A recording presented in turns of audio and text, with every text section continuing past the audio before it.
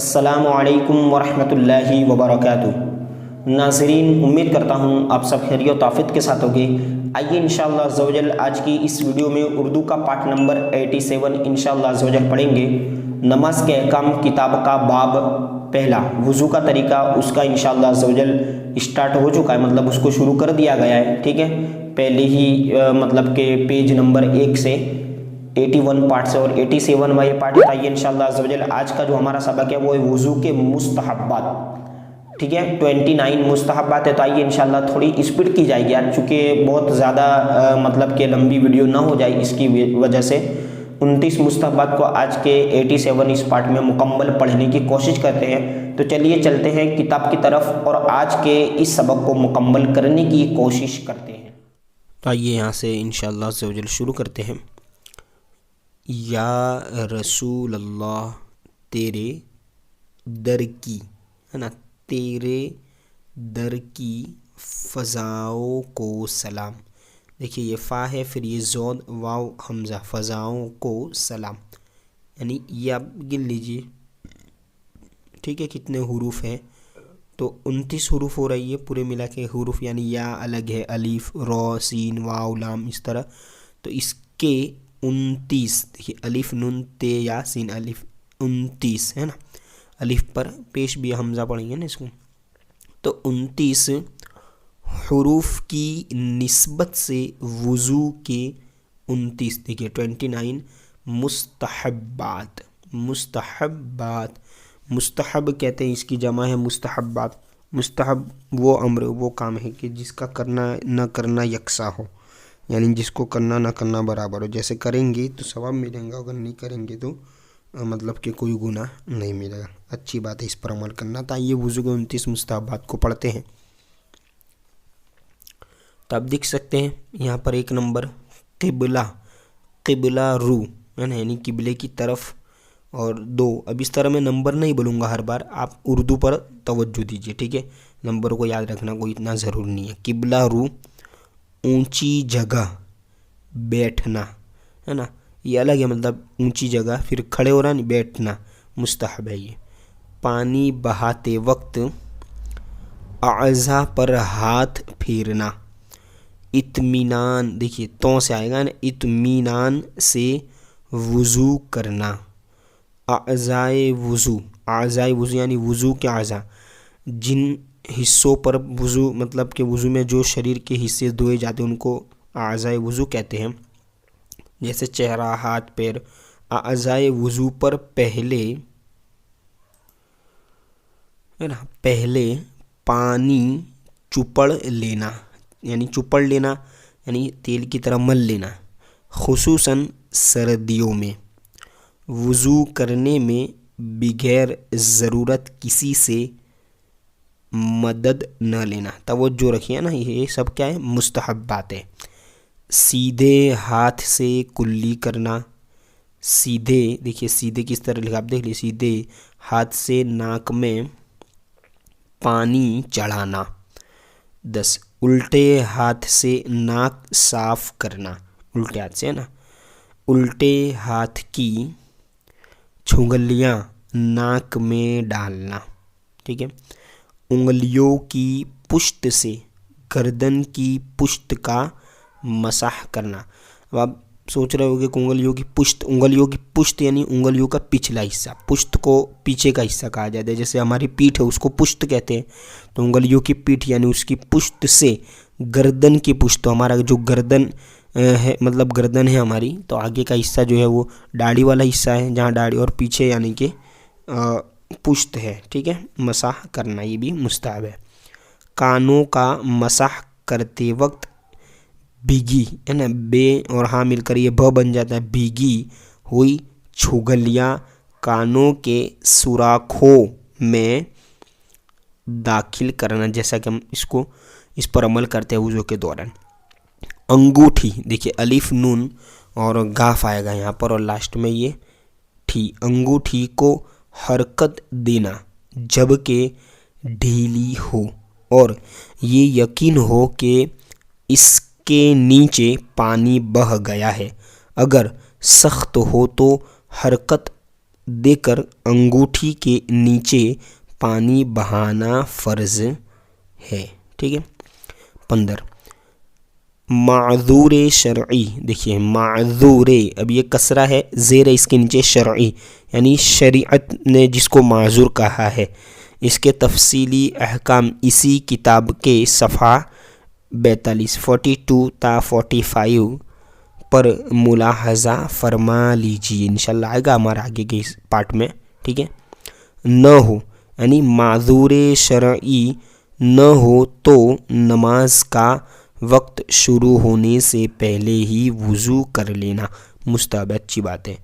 जो कामिल तौर पर वज़ू करता है, यानी बता रहे हैं कामिल तौर पर, यानी जिसकी कोई जगह पानी बहने से न रह जाती हो उसको, है ना, न रह जाती हो उसका कुओं यानी नाक, देखिए अब बता रहे हैं कुओं यानी नाक की तरफ आँखों के कोने। ठीक है। जो चश्मे वगैरह पहनते हैं और जो नहीं बीच में फेम लगती है, कोने। टखनों, है ना, आप बता रहे टखनों, फिर ये जो है ये अलग अलग करने के लिए इसको लगाया जाता है टखनों। फिर एड़ियों, देखिए अलिफ या एड़ियों। इसके बाद तलवो,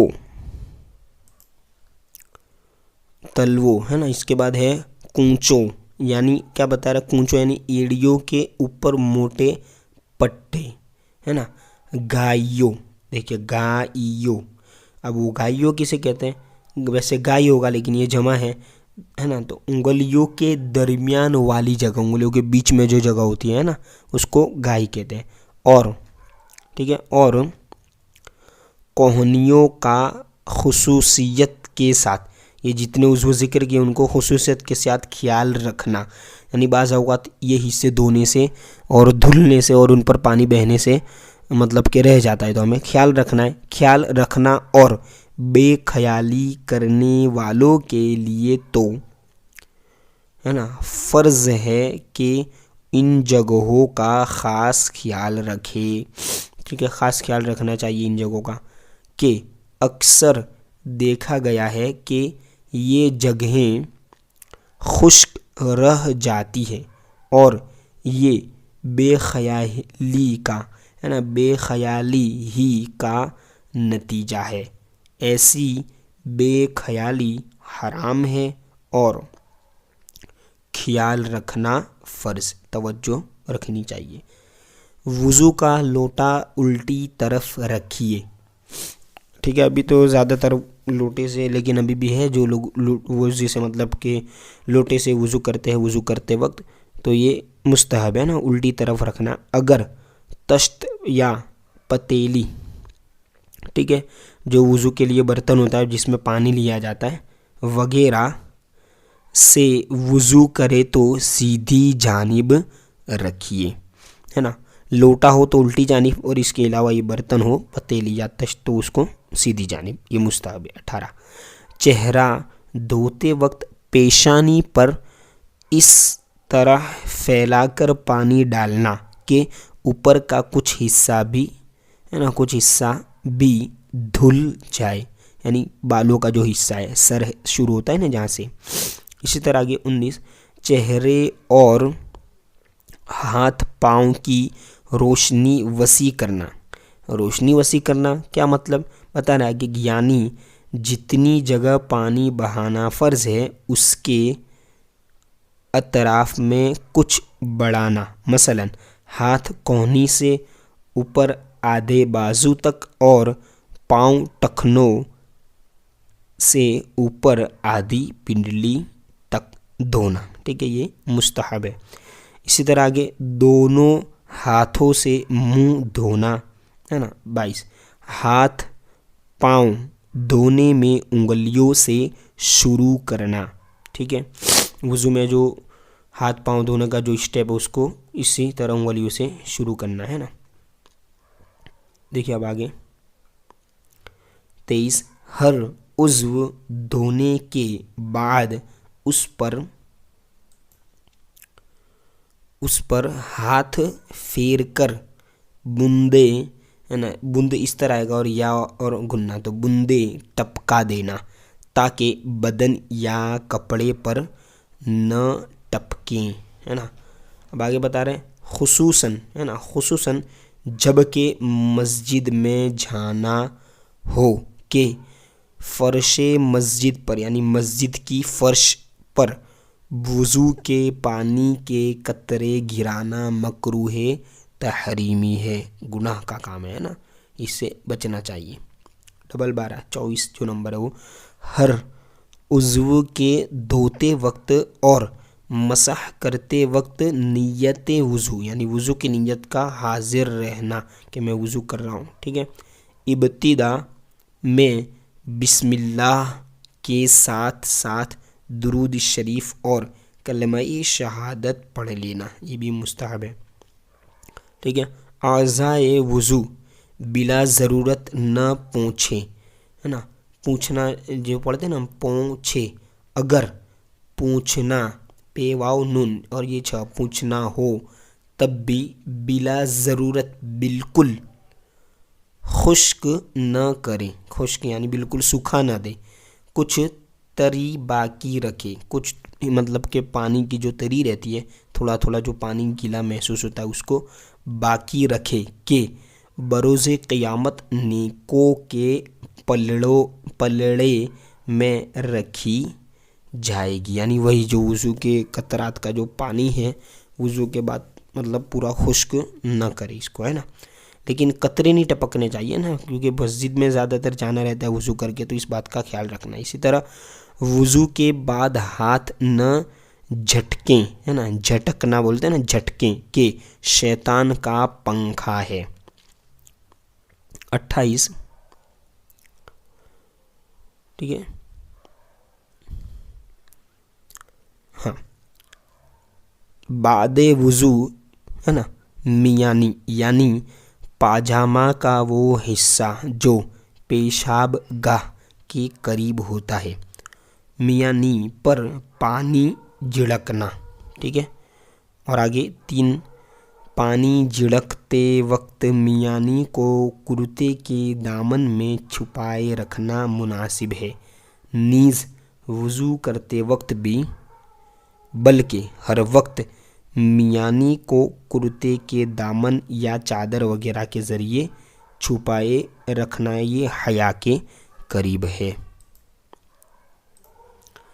और लास्ट जो मुस्तहब है वो है 29, है ना, अगर मकरू वक्त ना हो तो 2 रकात, है ना, देखिए दाल वाव 2 रकात नफल अदा करना है, 2 रकात नमाज अदा करना, जिसे तहियतुल वुज़ू कहते हैं। अब यहाँ से अगले पार्ट में इंशाल्लाह पढ़ेंगे।